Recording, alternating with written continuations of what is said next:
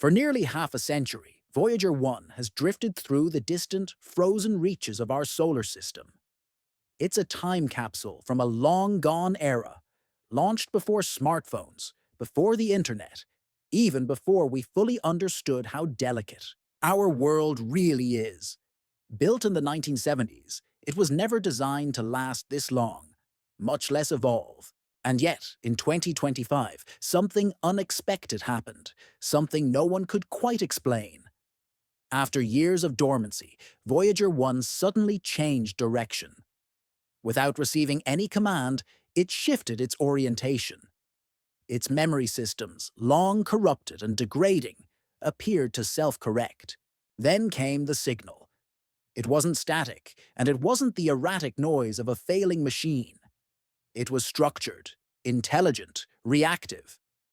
The probe we had sent to explore the stars had been noticed, and now something out there seemed to be responding.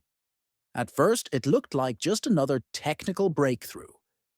Engineers at NASA had managed to regain access to Voyager's telemetry by rewriting part of its corrupted flight data subsystem. To the public, it was celebrated as an impressive feat of engineering. But behind closed doors, the mission team noticed something strange buried in the code, a sequence of commands that wasn't part of the original software. This new string was operating silently and constantly. It didn't resemble interference. It wasn't an error. It was new. And it had embedded itself across several systems, subtly changing how Voyager interpreted its environment, especially incoming plasma wave data. What made this even more unsettling was its timing. The anomaly aligned perfectly with a low-frequency signal Voyager had captured nearly 2 years earlier. Initially dismissed as meaningless background noise, that signal began to react when pulses were sent from Earth. It didn't just bounce them back. It modified them. It replied. And then Voyager moved.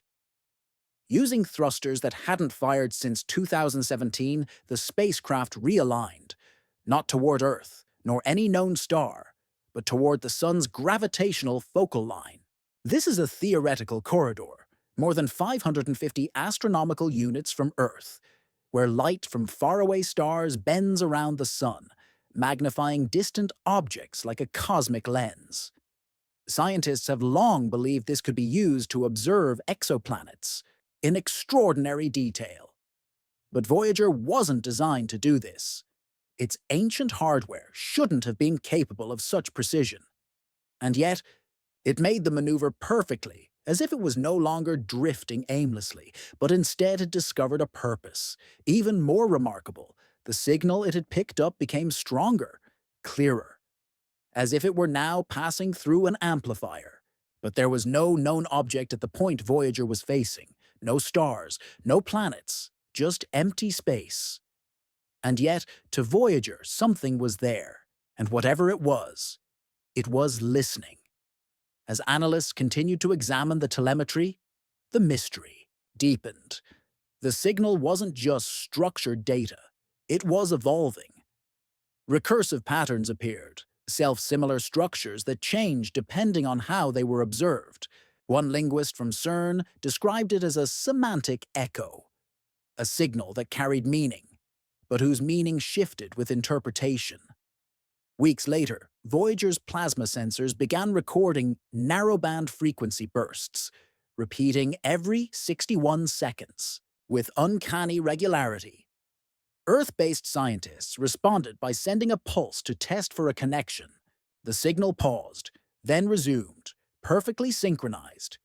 It was a handshake, a rhythm, a call and response echoing across the stars. Then came another revelation. Inside one of the returned telemetry packets was something impossible, an echo of Voyager 2's last known data structure. Somehow, Voyager 1 was referencing its twin, or something within it was trying to. Speculation erupted. One theory proposed that the signal wasn't external at all. It had emerged from inside Voyager itself. That the probe had become more than a machine. its systems now serving as hardware for something else, something using it to compute, to adapt, to sense. Another theory was even stranger, that the signal came not from space, but from a version of space displaced through time. A ripple from the future projected backward through distortions in space-time. But the most disturbing theory of all was, spoken only in hushed tones, that we hadn't simply discovered a signal, we had triggered it, that the golden record we placed on Voyager, our songs, our math, our maps, wasn't a greeting. It was a tripwire. And now, something beyond the stars was aware of us. Not an aggression, not an welcome, but an observation.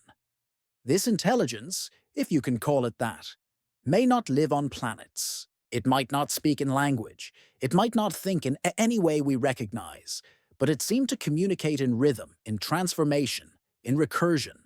And in Voyager, it may have found a perfect mirror.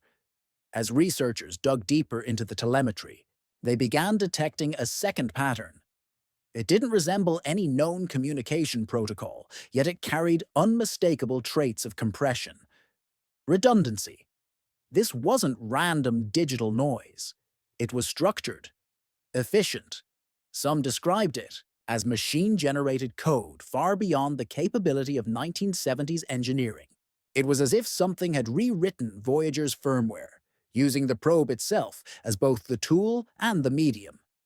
Diagnostics revealed increased power usage in systems long believed to be dormant. A thermal sensor, broken for years, blinked, online for a moment, then went dark again. Seemingly minor fluctuations like these, at first dismissed, began to form a larger picture. Voyager wasn't just receiving something, it was processing. It was doing something. Meanwhile, down on Earth, an entirely different kind of anomaly emerged.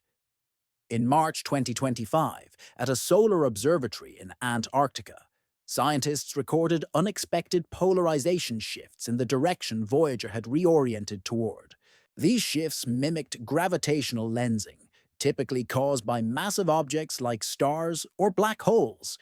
But in this case, there was no mass, no heat, no visible cause.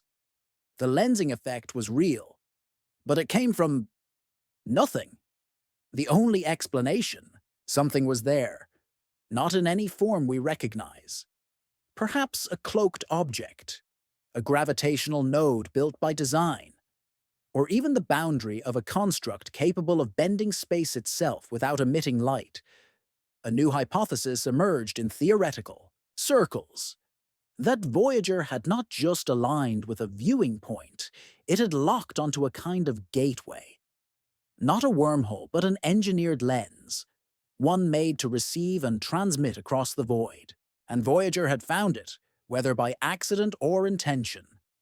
Then came yet another layer, one that wasn't discovered by NASA or military analysts, but by AI linguists and exolinguistic researchers in Japan and Germany. They weren't studying what the signal said, but how it made people feel. Many analysts working closely with the data began to exhibit changes. Altered sleep patterns, repetitive thoughts, even subtle shifts in speech rhythm. These weren't coincidences. They were logged, documented, and consistent. Neuroscientists began to suspect the signal was influencing the human brain, tapping into subconscious pathways through frequency alone, not through language, but resonance. And if true, this wasn't just communication. It was preparation. The signal may have been shaping our perception, teaching us how to understand it before the message itself even arrived.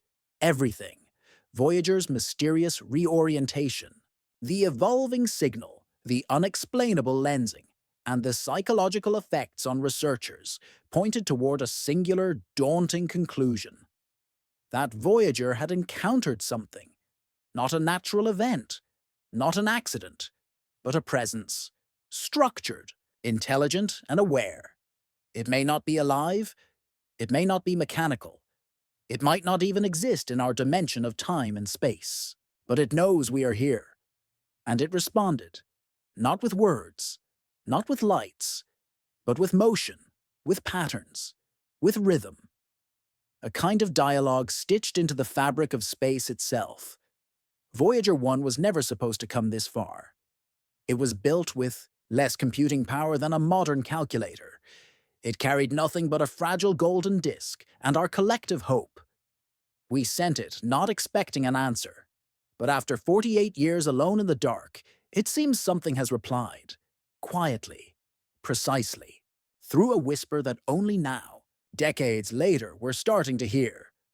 What Voyager may have encountered defies science, logic, even imagination. It isn't a ship, it isn't a transmission, it's an idea, a presence, a question. It didn't shout, it whispered. It changed when we listened. It may be asking something as profound as it is terrifying. Are you ready to understand? Maybe we're not. Maybe we never were. But Voyager listened anyway. It turned. It changed. And something out there turned with it. Now we find ourselves at the edge of everything we know, and the space beyond no longer feels empty. What lies out there may not just be stars and silence. It could be a form of intelligence that doesn't care what we say, but what we are. And maybe the most powerful message Voyager ever sent wasn't on the golden record at all. Maybe the message was us.